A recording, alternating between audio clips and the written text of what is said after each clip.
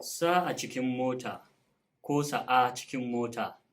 Yau zan yi bayani game da matsayin harafin A, wato ƙwayar magana ko kalma da ke taimakon kalmomin aikatau wajen fito da aiki da ma'ana a jimla. Ana yawan kuskure a rubutu domin sai ka ga wasu na haɗa harafin na A da kalmar aiki, wanda hakan saɓa ƙa'ida ne da zai iya rikita mai karatu. Misali, a ce, a nan A da ce a rabe ne, ba a haɗe ba. Haka ma, a zo, a yi, a je, a nan.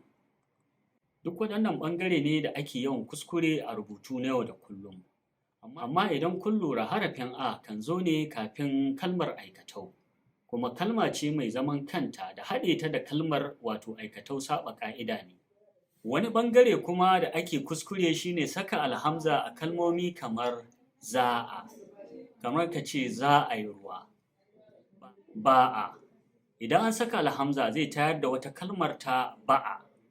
Duk inda aka saka alhamza to kalma ɗaya ce. Misalin kalmomi kamar sa'a, wato sunan Sa'adatu da ake taƙaitawa. Sa'a, kamar a ce ya samu sa'a. Sa'a, wato na shekaru ɗaya, kamar a ce shi sa'ana ne. A nan akwai inda ake amfani da alhamza wanda kuskure ne, kamar wajen bayar da umarni, kamar a ce, mun sa a sake shi, ta sa a biya shi. A inda ake son bayar da umarni kuma aka yi amfani da alhamza zai sauya ma'ana ya rikita mai karatu, kamar a ce sa a cikin mota. Idan aka yi amfani da alhamza batun zai rikide ya koma sa'a cikin mota.